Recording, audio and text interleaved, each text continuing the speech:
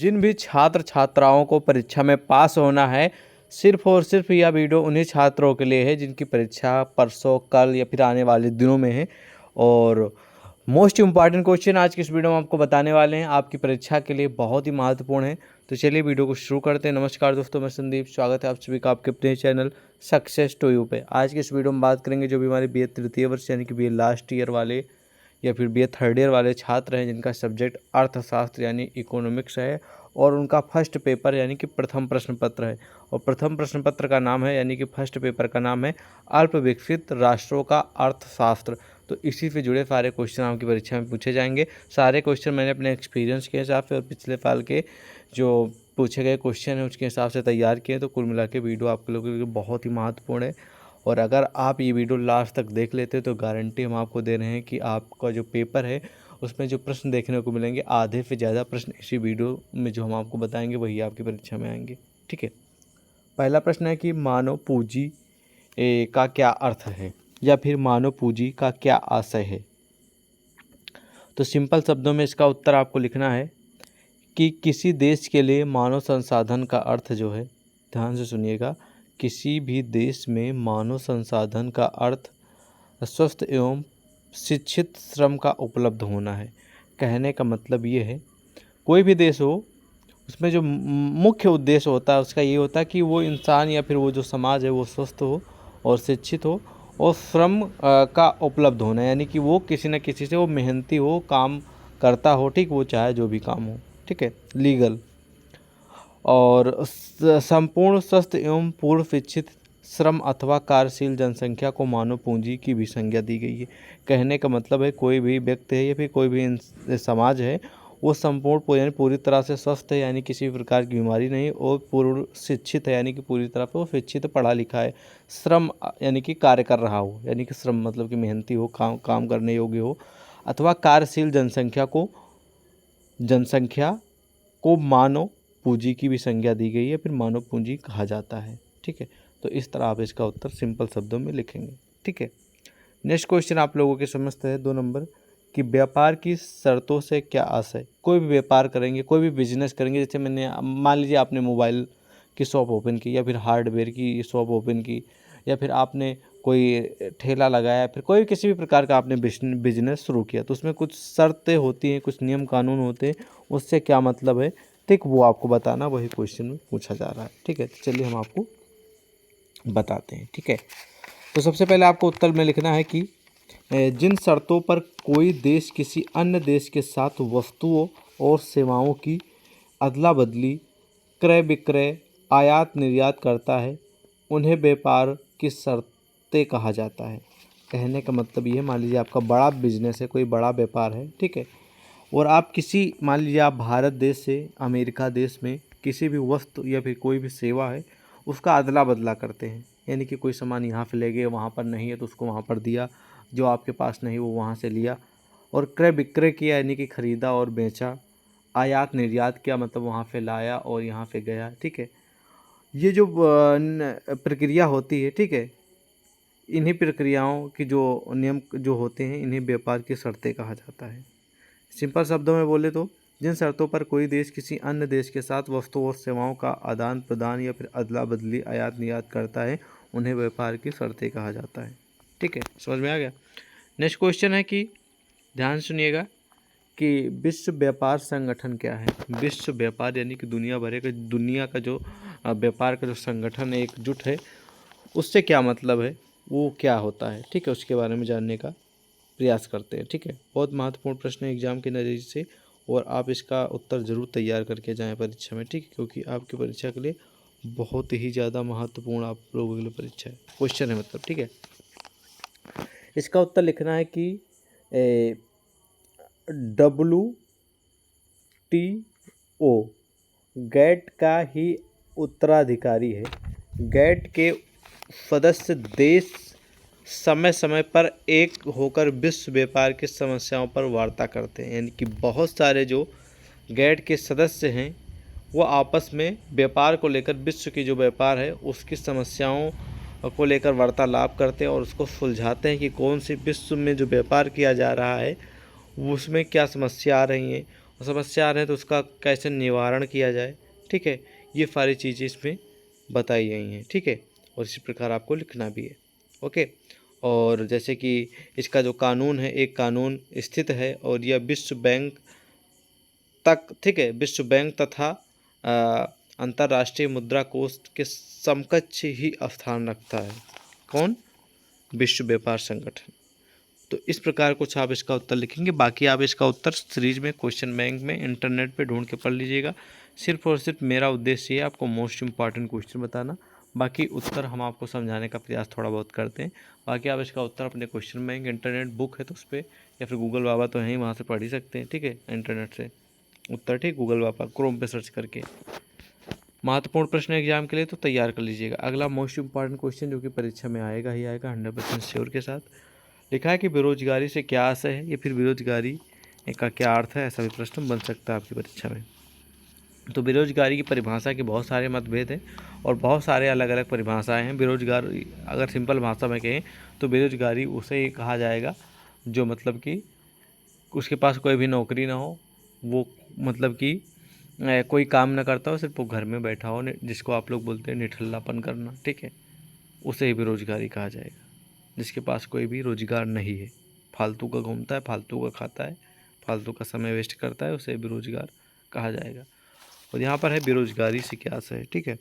तो बेरोजगारी एक ऐसी स्थिति है जहाँ श्रम शक्ति व रोजगार के अवसर, श्रम की मांग में अंतर होता है। बेरोजगारी श्रमिकों की मांग की अपेक्षा उनकी पूर्ति के अधिक होने का परिणाम है।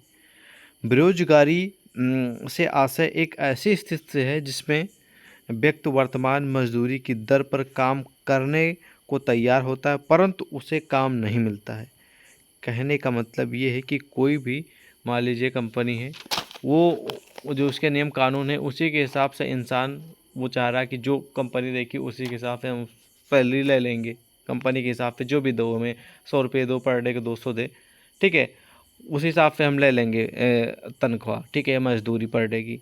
लेकिन तब भी कोई भी कंपनी और कोई भी फैक्ट्री या फिर कोई भी जो रोज़गार देती वो कंपनी तब भी रोज़गार ना दे, ठीक है, और इंसान को रोज़गार ना मिले, तब उसे बेरोज़गारी के अंतराल में या फिर कटघरी में रखा गया है या फिर उसे बेरोज़गारी कहा गया है, ठीक है।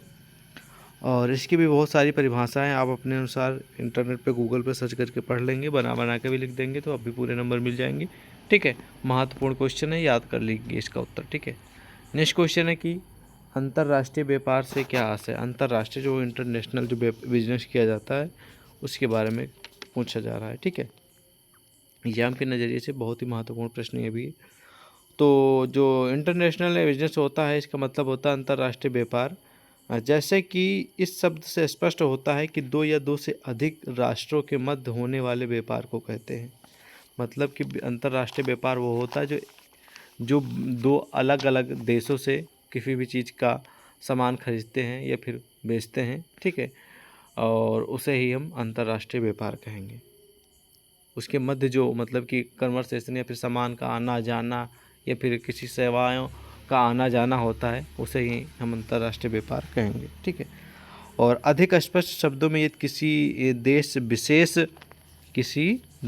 विशेष का व्यापार किसी अन्य देश अथवा देशों के साथ होता है तो वह अंतर्राष्ट्रीय व्यापार कहलाता है। जैसे भारत का रूस, जापान व फ्रांस आदि देशों के साथ व्यापार अंतर्राष्ट्रीय व्यापार का जो ठीक है, एक्सटर्नल अथवा विदेशी व्यापार जिसको आप लोग फॉरेन ट्रेड भी कहते हैं, ठीक है। तो इस प्रकार इसका उत्तर लिखेंगे। महत्वपूर्ण है, बहुत ही हाई लेवल का और जनरली क्वेश्चन है, आता रहता है परीक्षा में। अगला क्वेश्चन कि अर्धविकसित अर्थव्यवस्था से क्या आशय है, या फिर अर्थविकसित अर्थव्यवस्था से आप क्या समझते हैं। यही आपके जो प्रश्न पत्र है इसका नाम है। तो ये प्रश्न तो आपकी परीक्षा के लिए बहुत ही महत्वपूर्ण है और इसका उत्तर आपको तैयार करना बनता भी है। क्या है? अर्धविकसित अर्थव्यवस्था से क्या मतलब है या फिर क्या आशय है। 6 नंबर, तो उत्तर लिख लेना है कि एक अल्प विकसित देश वह देश है जिसमें प्रति व्यक्ति वास्तविक आय कनाडा, अमेरिका, ग्रेट ब्रिटेन, ठीक है, तथा सामान्यतः पश्चिमी यूरोप के देशों की वर्तमान प्रति व्यक्ति आय की तुलना में कम है। आशावादी रूप में यह समझा जाता है कि अल्प विकसित देशों में अपनी आय के स्तर के अपनी आय के स्तर में पर्याप्त सुधार कर सकने की क्षमता विद्यमान है। अर्थविकसित अर्थव्यवस्था का यही मतलब है, मुख्य मतलब इसका हुआ आय से, इनकम से। ठीक है, समझ में आ गया। और अर्थ विकसित, आप लोग शब्द से ही समझ पा रहे होंगे, अर्ध विकसित अर्थव्यवस्था यानी कि पूरी तरह से जो पैसे रुपए वाला मामला होता, आय होती, वो पूरी तरह से विकसित ना होना। ठीक है, उसे ही अर्ध विकसित अर्थव्यवस्था कहा जाएगा।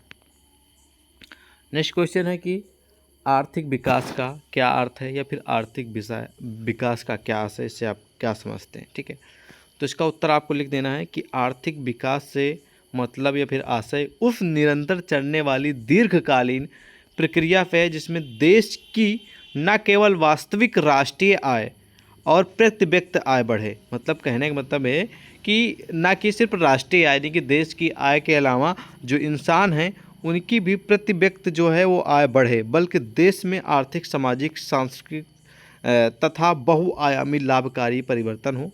आर्थिक विकास के अंतर्गत राष्ट्रीय आय की मात्रा में परिवर्तन के साथ साथ देश में संरचनात्मक तथा संस्थागत परिवर्तन होते हैं। व्यापक अर्थव्यवस्था, ठीक है, व्यापक अर्थ में किसी भी देश के आर्थिक विकास का आशय मानवीय आवश्यकताओं की संतुष्टि व क्षमता में वृद्धि से होए। तो कुछ इस प्रकार आप इसका उत्तर लिखेंगे। वहीं पर एक प्रोफेसर जो हैं, एक विद्वान हैं, ठीक है, जिनका नाम है प्रोफेसर लुइस। ठीक है, तो इन्होंने इसकी जो थोड़ी परिभाषा बताई है, इनके अनुसार लिखा है कि आर्थिक विकास का अर्थ प्रति व्यक्ति उत्पादन की वृद्धि से लगाया जाता है। ठीक है, तो इस प्रकार उसका उत्तर लिखेंगे। नेक्स्ट क्वेश्चन है विश्व बैंक से क्या आशय, या फिर विश्व बैंक से क्या अर्थ है, ऐसा प्रश्न बन सकता है परीक्षा के लिए। ठीक है, तो इसके बारे में जान लेते हैं थोड़ा, बहुत ही महत्वपूर्ण प्रश्न है। लिखना है कि ब्रिटेन वुड्स सम्मेलन 1944 में लिए गए निर्णय के अनुसार अंतर्राष्ट्रीय पुनर्निर्माण एवं विकास बैंक की स्थापना सन 1945 में की गई। इस बैंक ने 1946 में कार्य करने का प्रारंभ कर दिया। चूँकि इस बैंक की सदस्यता विश्व के सभी देशों के लिए खुली थी, इसलिए इसी में को विश्व बैंक कहा जाने लगा। किंतु अंतर्राष्ट्रीय वित्त निगम, अंतर्राष्ट्रीय विकास संघ, बहुपक्षीय निवेश गारंटी अधिकरण तथा निवेश विवादों के समाधान का अंतर्राष्ट्रीय केंद्र जैसी सहयोगी संस्थाओं के अस्तित्व में आ जाने के बाद उक्त संस्थाओं को मिलाकर एक समूह को विश्व बैंक कहा जाता है। तो कुछ इस प्रकार आपको इसका उत्तर लिखना है। ठीक है, महत्वपूर्ण प्रश्न ये भी है। और अगला प्रश्न है कि तकनीकी द्वैतवाद या फिर द्वैतवाद किसे कहते हैं, ये भी महत्वपूर्ण प्रश्न है। इसको भी तैयार कर लेंगे आप लोग। ठीक है, हमेशा नहीं आता लेकिन कभी कदार आता, आप तैयार करेंगे, बेटर पॉइंट आप लोगों के लिए रहेगा, बेटर। अगला प्रश्न है कि निर्धनता की अवधारणा को स्पष्ट कीजिए। ये भी हाई लेवल का जनरल क्वेश्चन एग्जाम के लिए निर्धनता के बारे में आया है कि निर्धनता जो है, मतलब कहने का मतलब ये है कि निर्धन तथा निर्धनता को पहचानना सरल है किंतु इसे परिभाषित करना कठिन है। फिर भी प्रत्येक देश में निर्धनता को परिभाषित करने का प्रयास किया गया है और भिन्न भिन्न संस्थाओं और अर्थशास्त्रियों में निर्धनता को विभिन्न प्रकार से परिभाषित किया गया है। मोटे तौर पर निर्धनता से तात्पर्य उस अवस्था पे जब समाज का एक वर्ग अपने जीवन, स्वास्थ्य एवं कार्य कुशलता के लिए आवश्यक न्यूनतम उपभोग आवश्यकताओं को पूरा करने में अपने को असमर्थ पाता है। ठीक है, उसे निर्धनता कहा जाएगा। अगले प्रश्न की ओर बढ़ते हैं। अगला क्वेश्चन है कि असंतुलित विकास, ये भी महत्वपूर्ण प्रश्न, इसको भी तैयार कर लेंगे। और टॉप लेवल का प्रश्न अगला आ रहा है कि आर्थिक नियोजन कितने प्रकार का होता है, फिर आर्थिक नियोजन किसे कहते हैं, आर्थिक नियोजन कितने प्रकार का होता है, आर्थिक नियोजन के प्रमुख उद्देश्यों का वर्णन कीजिए। ये जनरली कॉमन क्वेश्चन है, आएंगे परीक्षा में, तैयार कर लीजिएगा। नेक्स्ट क्वेश्चन है कि मुक्त व्यापार से क्या समझते हैं। ये भी महत्वपूर्ण नहीं है लेकिन कभी कदार आता है, और ये भी प्रश्न जो है कभी कदार आता, हमेशा नहीं आता, आप पढ़ भी सकते हैं, इन दोनों को इग्नोर भी कर सकते हैं। नेक्स्ट बहुत ही महत्वपूर्ण है जो कि मैं आपको बताने वाला हूँ, विश्व व्यापार संगठन WTO के उद्देश्य आपको लिखना इंपॉर्टेंट है। और 16 नंबर भी महत्वपूर्ण है जो कि मैंने आपको बताए रखा है, व्यापार की कुछ शर्तें होती हैं, उनको क्या क्या होती है वो आपको समझना आना है, ये भी महत्वपूर्ण है। ठीक है, और साथ साथ में नेक्स्ट क्वेश्चन है वो बहुत ही हाई लेवल का है कि 17 नंबर है कि विश्व व्यापार संगठन की स्थापना के उद्देश्य क्या है, किस वजह से उसकी स्थापना की गई, उसके क्या क्या क्या कार्य हैं प्रमुख वो बताना है, तथा विकासशील देशों के विदेशी व्यापार में इसकी क्या भूमिका है वो आपको लिखना है। ठीक है, ठीक है। और नेक्स्ट क्वेश्चन है 18 नंबर की अंतर्राष्ट्रीय व्यापार के गुण कौन कौन से हैं और उसके दोष कौन से हैं, लाभ है हानि है, इन दोनों यानी कि गुण दोष क्या हैं और लाभ हानि, इनके बारे में भी आपको वर्णन करके लिखना है, ये महत्वपूर्ण प्रश्न है। नेक्स्ट क्वेश्चन है कि लिविंगस्टीन जो कि प्रमुख विद्वान है कि क्रांतिक न्यूनतम प्रयास सिद्धांत की आलोचनात्मक व्याख्या करना है। तैयार कर लेंगे तभी प्लस पॉइंट रहेगा। ठीक है, क्योंकि ये प्रश्न आ सकता है आपकी परीक्षा में, ये ला है। ठीक है, लिविंगस्टीन। ठीक है। और नेक्स्ट क्वेश्चन बहुत ही हाई लेवल का कि अल्प विकसित देश विश्व अर्थव्यवस्था की गंदी बस्तियां हैं, इसके बारे में आपको एक्सप्लेन करके लिखना, टॉप लेवल का क्वेश्चन है। तो कुल मिला के जो मैंने इस वीडियो में 20 क्वेश्चन इंक्लूड किए हैं, 20 क्वेश्चन ये आपके अति लघु उत्तरीय, लघु उत्तरीय, दीर्घ उत्तरीय किसी में भी पूछे जा सकते हैं, इसलिए जिस भी प्रश्न का उत्तर पढ़ेंगे डिटेल में पढ़ेंगे और इन 20 प्रश्नों को आप अच्छे से इनका उत्तर तैयार कर लेंगे तो गारंटी है अगर आपका 100 नंबर का यदि पेपर होता तो आप आसानी से 40 से 50 नंबर पक्के कर सकेंगे सिर्फ और सिर्फ इस वीडियो से। ठीक है, और बाकी की अन्य वीडियो भी आप लोगों की समझ जल्द आएंगे। मिलते हैं एक और नई वीडियो में, जब तक के लिए जय हिंद।